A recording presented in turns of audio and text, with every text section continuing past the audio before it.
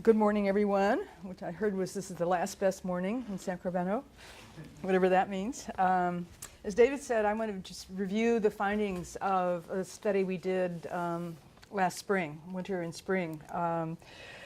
As Mike Kearse wrote, as many of you know, kind of the Common Core changes almost everything. So we were curious about what in fact had changed or not around the state of California. So we, not a scientific sample by any means, but we have a representative group of districts. We talked to 28 districts and 4 charter management organizations and 10 county offices around the state. So we did Northern California and Southern California, the Inland Empire, the coast, San Bernardino, just really, I think, heard from folks all around the state in terms of various district and county contexts.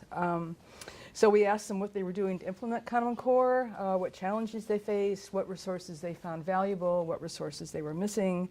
And for the counties, we asked a lot about how they were relating with districts. Did they have new relationships with districts?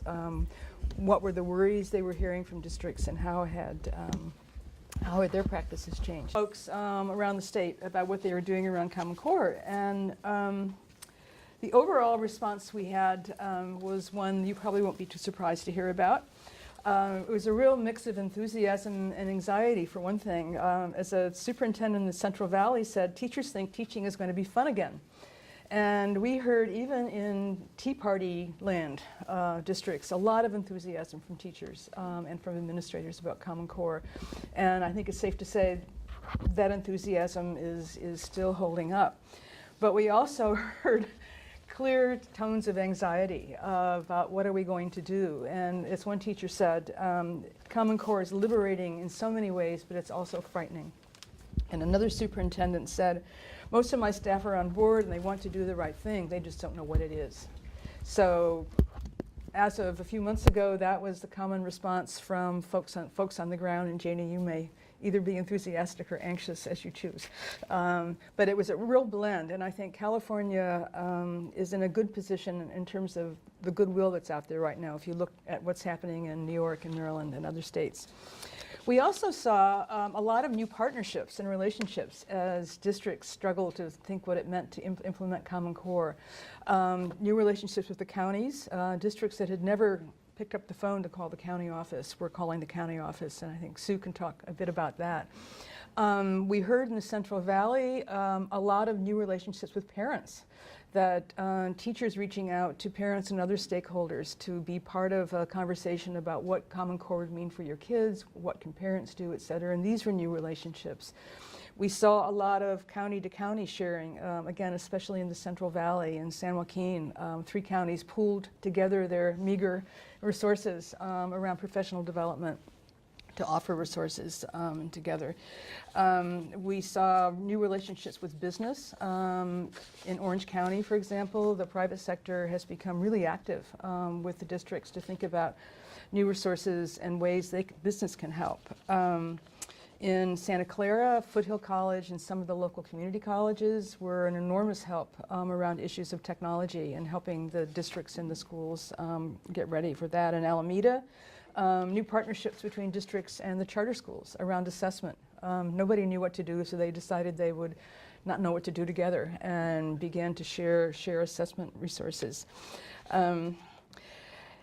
The bottom line of this overall response is one I'm still trying to get my head around. It's just enormous variability, huge variability in what we saw and heard around California. And what was kind of at the core of the implementation issues is that all faced substantively the same sets of issues, but they had substantively very different resources and local needs to apply to them. So same issues, same implementation concerns, but very different responses.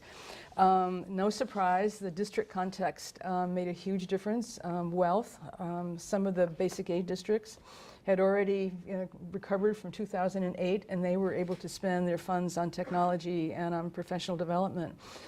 Other districts that were less advantaged, less wealthy districts, were still trying to recover, still trying to bring staff up to speed to deal with technology, and they spent their Common Core money mainly doing that rather than professional development. Also differences in demographics, again, no surprise, but it was interesting, and again, Janie, to see this play out on the ground. San Joaquin and Silicon Valley faced very different issues in terms of student needs, resources to apply to them, the resources that were available. We also heard that, and I think this still is the case, that districts were at very different starting points. Some of the poster districts for Common Core, I guess I put Long Beach in that category, started in 2010. As soon as the legislation was passed, they were out of the gate, kind of thinking what it meant for Long Beach. There are some districts that still haven't started. They were planning on starting in this school year in 2014, 2015. I think, Sue, you're nodding your head. So you have, within a single state, just enormous variability in terms of what the implementation responses are, what the capacity is, in terms of also where they are. We also heard, and this I think tracks back to a communication issue, very different understandings of what Common Core was and what it meant. And everything from we just need to ask more and deeper questions about our existing textbooks to we need to kind of throw everything out and start all over again. So at ground zero, there wasn't even a common understanding across the state about what Common Core was or the implications for teaching and learning. Well, here was all this variability, ranging from Shasta down to the Mexican border and off to San Bernardino and off to Half Moon Bay. But even within this variability, there were a set of common implementation problems that everyone expressed in one way or the other. Two issues I don't list on this slide because they're no surprise. Not enough time. Isn't that educators' lament? There's never enough time. And everybody from the poster districts to the more challenged districts said there just wasn't enough time for them to think about what it meant. A lot of concern about ambiguity, and I think this may have cleared up a bit over the summer and into the fall, but what is Common Core? What are we supposed to do?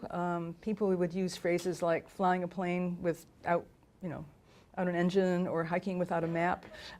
They just didn't know really what a set of responses would be. And one superintendent said, we know we have to go from A to B, but we don't know what B looks like. And we heard this around the state. But beyond these concerns about what do we need to do and time, there were three general areas that educators across the state and across district contexts mentioned as issues. The first one out of anybody's mouth was insufficient materials. There just isn't enough, and I know, again, Sue will have something to say about this. But Common Core assigns responsibility to locals about what to teach and how to get instructional resources into the hands of teachers and how to provide professional development. But even the districts that were advanced in terms of Common Core implementation had concerns about the availability of Common Core related materials. And there are kind of 5 general buckets that these concerns fell into. Rebecca will know that's a technical term of a bucket. One was the lack of a district framework or a common vision. And a lot of people talked about the atomization, or what someone said, the unitization, don't you love Latinate, of curriculum as teachers worked long hours and very hard to put new materials together for their classrooms. But as one said, there's a unit here and a unit there, but they don't reflect an overall vision of instruction. About a year ago in January, former Superintendent Bill Honig wrote that Common Core is not a curriculum. It's a jumping off point for the complex work of creating a local curricular framework for the district. This is true, but what's also true is that few districts have developed that comprehensive design to guide implementation. And I thought about it in terms of my own teaching, and it would be like if you asked me for my course plan for the week of November 1st, and I could give you my syllabus the week of November 1st, but you'd have no idea what that week is fitting into or where it sits. So that was one bucket of materials. The second was there was just insufficient materials. And I know the state has done a lot since we talked with folks around adoption lists and kind of lists of approved materials, but local educators really wanted more specific assistance in that. They wanted help going through this list. How do I think about these materials? So again, I think Sue can provide an update on that. I'd gotten to my fourth bucket around materials, and this really captures the annoyance, I can't think of another word, irritation, peaked expressions we heard from superintendents and district folks about just the emails they're getting. I had one superintendent who actually is a Stanford grad who would forward these emails to me. They were hysterical. How your physical education course can support Common Core, or on and on and on. And every 10 minutes, he said, one would kind of come in. And not only was it a flood, which was annoying, but they said just no help in knowing what was worthwhile, what was any good, what should they pay attention to. And finally, around materials, everywhere we heard worries about the lack of materials for special student populations, ELs, special ed, struggling students. And we heard this especially in districts that students were scattered around, so it wasn't as though they could be located in a place where one or two teachers could work with them. So that was, those are the 5 concerns around materials. The second common concern had to do with the capacity to implement Common Core at all. And this was true, again, even in the poster Common Core districts, although they were of degree relatively different. There were concerns about teachers' knowledge and skills, as well as the adequacy of the system's implementation supports, most particularly technology and professional development. The human capital issues were issues we heard everywhere, again, even in the poster districts, and a worry that it was, well, as one county person put it, it was just a huge mind shift. It's a totally different skill set for teachers to implement Common Core than it was to do the bubbles and the open court kind of instruction they've been used to doing in the past. And as one superintendent said, Common Core approach to instruction takes a lot of skill and a highly competent teachers. In general, teachers' capacity is low now. An urban superintendent put it this way, he said, 70% of my teachers are just not up to it. And teachers we talked to agree that teachers, Janie, you will have something to say about this, that teachers are still struggling with a compliance culture. And what we heard across the state was that teachers who've been teaching from the newbies to about 15 years were all brought up in the No Child Left Behind era. High stakes accountability culture, bubble tests, all those things that are really diametrically opposed to some of the central precepts of Common Core. And ironically, it's the veteran teachers who didn't grow up with No Child Left Behind, who perhaps had the easiest transition into the Common Core instruction. Concerns were especially expressed in mathematics, and everything I've seen this summer has just deepened those concerns. Educators across the state agree that many secondary math teachers lack the skills and knowledge required to teach Common Core goals, especially around mathematical reasoning. And elementary school superintendents made the point that elementary teachers teach many subjects all day long, and they had really insufficient support and incentives to really rethink their math deeply. A whole set of concerns around teacher preparation programs and in-service programs. There were some good reports about their local CSUs and others, but there were also concerns from district administrators about teacher education programs as unresponsive and slow to offer Common Core aligned pre-service education for their teachers. In fact, one urban administrator said he would like to see the state undertake a major teacher education initiative, and he thought that might be, and I quote, the most important component of Common Core implementation in the long run, to really get hold of this pipeline of teachers and work with them to implement Common Core. There were also worries that came from administrators themselves about administrators' ability to lead and support Common Core. Many have no experience with this kind of teaching and learning and are uncertain about how best to support and supervise Common Core instruction in their own classrooms. So it's the whole bottom of the system, really, that feels insufficiently prepared to do this. Technology, real issues there, lots of shortfalls in low wealth, small and rural districts. A quote I particularly like was from a superintendent in a Bay Area county who was talking about his 3 colleagues who were soups in small districts, and he said they have nothing. They have absolutely no help. Their district IT is also the elementary school principal. So, I mean, this, again, ability in what folks are able to do. The issue of teachers' technological literacy came up across the state, and concerns that teachers were slow to use technology as an instructional tool. They needed support in doing that, and also in using the data that will be part of Common Core assessments. So, implementation hotspots. These are the things we heard about as particularly problematic and urgent. One was, I've lost my place. What we call middle school squeeze. That middle schools feel that they have concerns about losing content, especially in mathematics. As one principal said, how can I support kids in learning, moving on to calculus when they need to be proficient in things they haven't had yet, like mathematical reasoning. So that's a right now kind of urgent issue around middle schools. The other concern we heard from middle schools was around language, and this is especially from rural districts and districts in the Central Valley. They felt that coming from the 6th grade, coming from elementary school into a middle school, that students would encounter an academic language and an academic framing that was really foreign to them and was not something they were comfortable with. One of them put it this way: for many of my kids, it's not just a big step, it's a pole vault to move from their elementary background into a middle school. Mathematics, again, emerged as a hotspot. More than one administrator saw math as what he called the Achilles heel of Common Core. We've talked a bit about the elementary and secondary issues, but even a superintendent of a high-achieving district felt that few of his teachers had a basic understanding of math sufficient to move into mathematical reasoning and that Common Core goals. So, implications.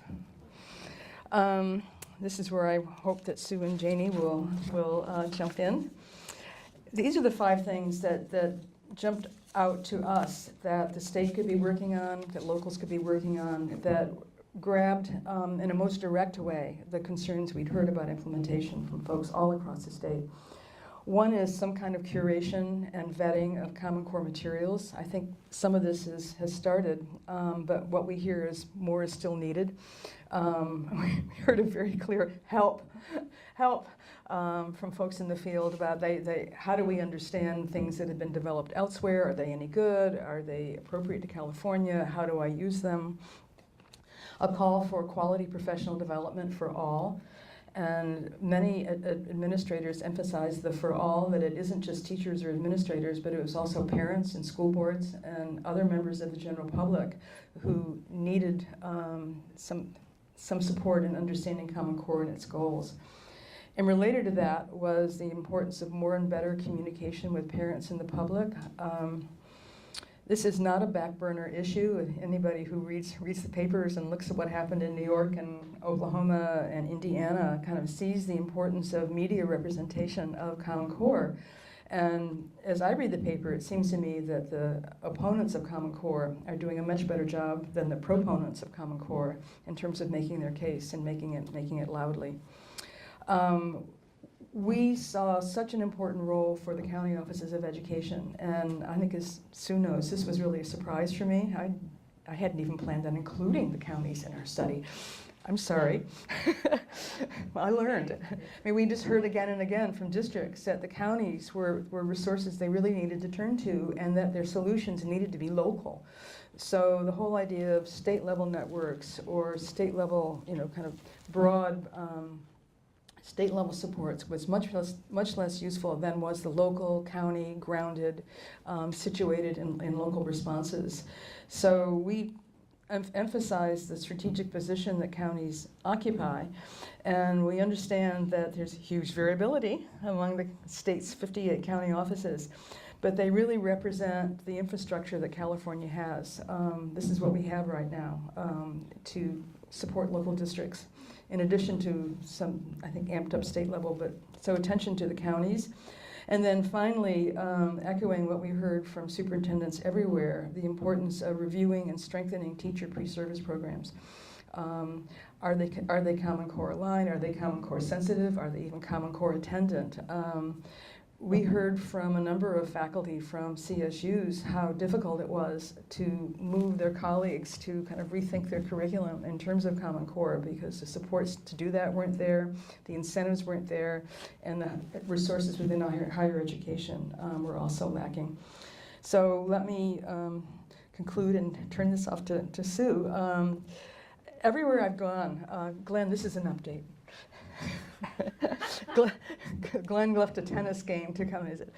I've just been, in the East Coast, in the Southwest, and everywhere I go, I run into people who are looking at California. I mean, California really has a chance to, an opportunity to do something very important around Common Core. We got off to a slow start, as the LAO told us, but in doing so, I think the state sidestepped a lot of the issues that have really derailed Common Core in other states. We have the will still out there. We have the kind of support of major education organizations and thinkers. So I think this opportunity is there, and the will is still out there. But the question I ended up this study with was whether that goodwill and support would continue if these implementation issues weren't addressed. People were kind of holding their breath last year, and I think this is the last, this 14-15 school year is the last year that one can kind of muddle into this. So from my perspective, even in the context of a radically decentralized system, and I know Sue will talk about LCAP and such, there's still an important and necessary role for the state to play if there is to be a state response to Common Core implementation. So with that, thank you.